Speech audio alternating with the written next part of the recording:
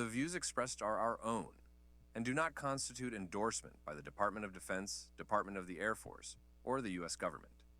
Our participation and appearance in any private or public events, sponsored or otherwise, or references, including external hyperlinks, to non-federal entities, do not constitute or imply Department of Defense, Department of the Air Force, or U.S. government endorsement of any company or organization.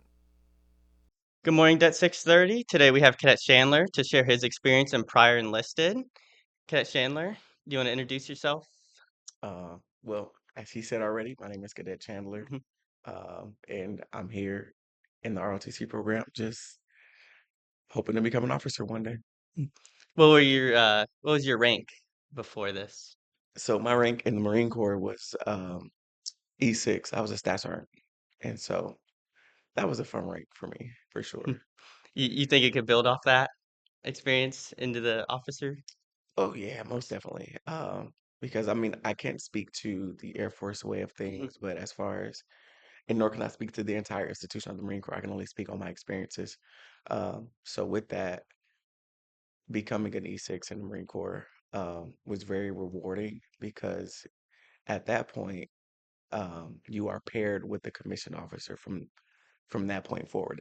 If you stay the entire duration of your career in the Marine Corps, and then sometimes you work with officers that have been in well over my time of 10 years or whatever it may be, or you can be paired with an officer that's been in for 5 years. It just depends on what you get or where you're at in the Marine Corps at that time. So just seeing that dynamic of how an enlisted interacts with an officer and more so like a partnership than it is a like a boss to employee relationship. Um, and I enjoyed that along with the impact that I can have as an E6 with my not only my Marines but whatever organization I'm working for. Yeah, so what kind of job did you do as an E6? So my job was I was an administrative specialist, which is just short for with the Air Force, what they call force support. Now, it is vastly different because the admin realm of the Marine Corps, they are there solely to support the troops in all of their needs. And so I enjoyed that because I find fulfillment in serving other people. Uh, call it a gift from God, you if you may, but I find joy in that, and fulfillment in that, and I feel that is my purpose is to just help people. So your job was like to support, like, were you like bringing food in, or like what Oh kind of no. support was? So if you want to look, so it was more personnel support. So Mm. anything ranging from making sure the Marines records are good and up to date, um, at any given time, just for any given reason that they may come into the office for, to dealing with mortuary affairs, meaning dealing with deceased service members and how to go about navigating those waters and kind of being a conduit to help whoever is appointed in that position to be with the family during those hard times. Uh, but it all ranged around personnel support. And it was great. It was great. That's good. What do you miss about it? Do you miss anything like coming Uh, out of the Marine Corps? yes, I do. I miss a lot of it, honestly. Uh, and I'm not going to say I didn't think that I would miss it at all, but I didn't Mhm. think I also wouldn't miss it this much. Uh, I miss the camaraderie. Uh, it's different when the experience is different with the Marines, in my opinion. And of course, I could be called biased, That's your opinion. but but I miss the camaraderie. It truly was, and it truly is a brotherhood and a sisterhood for sure. Uh, I miss that aspect of it. I miss leading my Marines and like developing them and seeing them grow into the best possible Marine that they could possibly be. And even think about and not only like my junior Marines, I miss the senior leadership as well. all their knowledge and mentorship that hasn't been imparted on me along my journey. Uh, like something as simple as knowing I'm gonna go into an office and see 10 faces of people that can either make or break my day, but most likely they're gonna make my day. With headaches along the way, Yeah, of course. yeah, you get a But few. yeah, but it's gonna make my day. And it's just it's a good feeling, it really is a good feeling. So I miss the brotherhood and the sisterhood and the bonds that I've Yeah, created. Uh, and not to say like they're gone anywhere. I'm yeah, just not physically there anymore. yeah. It's not And like right yeah, there where you can reach it. yeah, it's not my day-to-day life anymore. Yeah. Is the best way I could put it. But yeah, so Yep. That was very interesting. I like that. Yeah. So what kind of what do you not miss about it? Is there anything you don't miss? uh, Like making you get up really early some days or I mean, yeah, of course, like I don't think nobody would necessarily miss the early days. I mean, it can be some early days at times, but that's okay. It comes with the job, and there's a certain level of acceptance that you have to accept certain things. If knowing you're going to be in the military and also being in whatever organization you decide to join and make it in, it comes with this set of guidelines, rules, obligations of the sorts. So honestly, I don't think it's nothing that I don't miss. I think I miss it more than I don't miss anything. So I'm gonna kind of leave it there. Yeah. So what was your craziest experience that you had to deal with in the field? Mm. I bet there's a few, wasn't there? I mean, either in the field or just in the job or just Any along my it could be time. any of them. What is it? I mean, was it crazy? I mean, honestly, I won't, looking back on it, it was crazy to see how irrational Mhm, uh and irate people in general can get, especially being in a customer service job. Uh, it was very surprising at times, but it also taught me resiliency. It taught me patience. It taught mhm. me self-discipline. So that way I do not respond in a manner of Yeah, like keeping your cool. Yeah. unbecoming of a staffing CO or even um, just as a human. Uh, so as far as crazy go, I mean, I don't necessarily say crazy. I don't necessarily think that's the word for it. I guess I'll replace crazy with like the challenge. What was the most challenging thing Mhm, or challenging experience? And I would say just even though I love people, working with people is challenging. Um, it presents a different type of challenge because everyone is different, different mhm. personalities, Yeah. different Yeah. ways of thinking, different backgrounds, like all of those things play a part in who someone is. Yeah. Everybody would handle a situation Yes. differently. Yeah. So S- that was the most challenging experience in my opinion mm, for me. But Yeah. Now for a fun question, what what's was up? your craziest story in boot camp? Or well, funniest really. If you even got a funny one. Oh man, where do I start? I mean, you spend 3 months with anywhere between 60 to 80 young men. So those stories are just endless, man. But I guess I mean the funniest one, which one can I say? Hmm.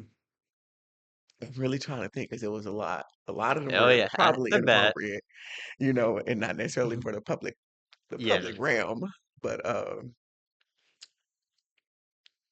what was it? Mm. I really like. I'm really trying to think No, here. you're good. You're good. You're good. We can skip over that question. We can Yeah, come back to it. yeah. Let's try to come back to that one for now. Okay, so here's another question. How's it going from the military to being now in college?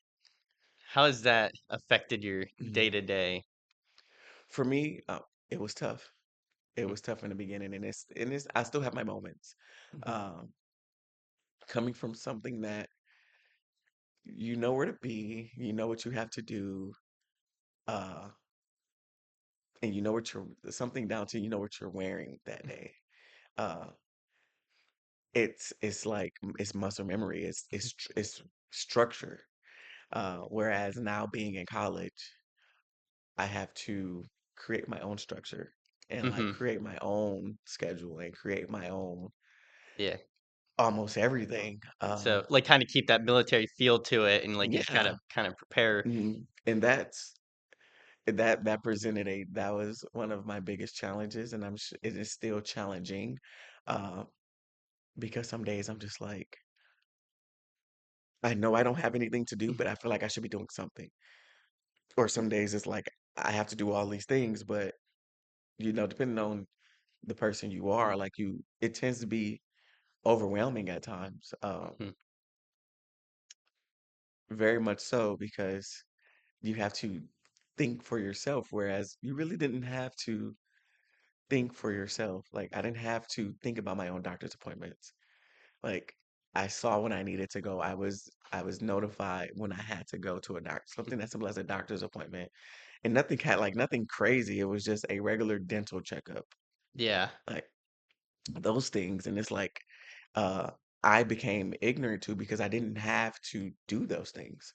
So now that I have to do those things, it's just like, man, like Like, coming back to it, like, I gotta get. yeah, like it's not all like, sunshine and rainbows on this side of the Mhm. realm, just as it's not all sunshine and rainbows in the military. It presents its own challenges. Uh, but I mean, I adapt, I overcome, and I wake up and I put my best foot forward every day. Yeah, that's very good. That's crazy. So you have to, like, make your own schedule, like, you have to, like, plan things out ahead Yeah, of time. I really do in order to like be somewhat productive and sane in my day. I'm just being completely honest. And vulnerable Mm, because like I said, it is tough. It presents different types of challenges or something as simple as say for example, if I call the doctor's office or mhm, if I call anywhere, I've so far I've been met with either someone picks up or the phone just rings. mm, Majority of the time the phone rings more so than it is picked up. yeah, uh, Whereas in the military someone is always there, like mhm. majority It's of the like. time someone is always there, and like like that's a luxury like that Mhm. gets taken advantage of. Um, so to all my prior service people, just just be mindful of those things. That just my own advice to you would just be mindful to those things, because it can be tough, for sure. But hey, I'm here, Mhm. and like I said, I'm powering through, and I wake up and I put my best foot forward. Yeah, gonna plan to be an Air Force officer. Yeah, that's the goal. That Yeah. is the goal. You know, that is the goal for sure. Yeah.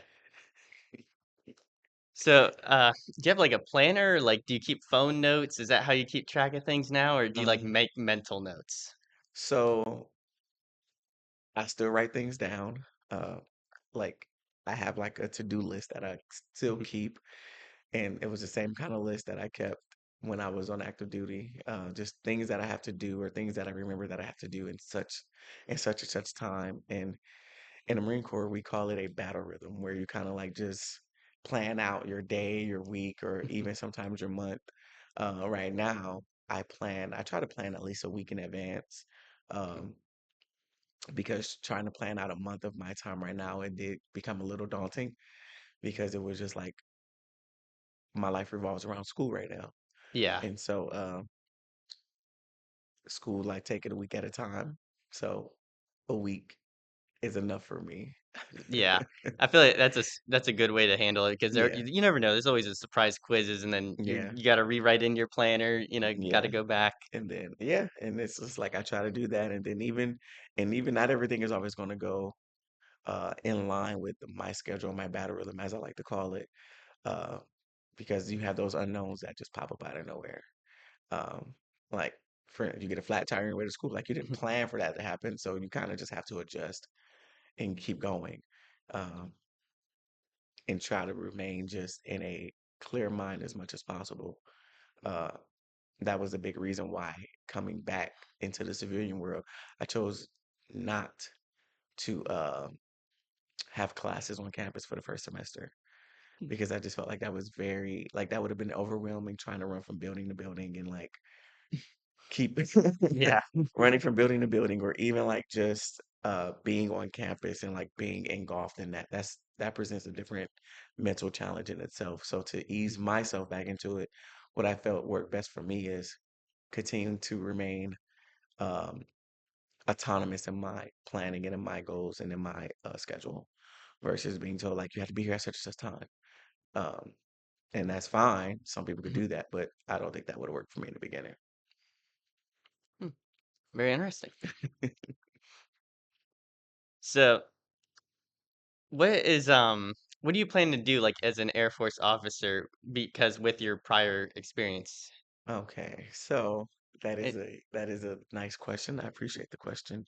Yep. Um, well, given that you're Mhm. interviewing me right now, it stands to ask the question, well, why did I want to switch in Oh, order to make my way to that question you just asked yeah. about utilizing my experience? I wanted to switch because the it came down to the quality of life. Mm, Um, the Marine Corps is great in a lot of different areas, and I will never take that away from them. But I just wanted a better quality of life. Uh, and so in that, it was more fitting for me to explore all of my options as far as the military branches go. And so, believe it or not, I was the only one out of my siblings to go to the Marine Corps. Everyone else went to the Air Force. Oh, really? Yes. Right? So Yeah. it was always dare to be different, right? Mhm. Or, not necessarily go with the status quo. And like I said, I love the Marine Corps for what it has instilled in me and what it has given me and how it has helped me grow as an individual. Uh, but one thing that it lacked for me, but it's slowly trying to improve, I'm sure, is just a good quality of life. Hmm, Um, so that was my deciding factor in coming over to the Air Force.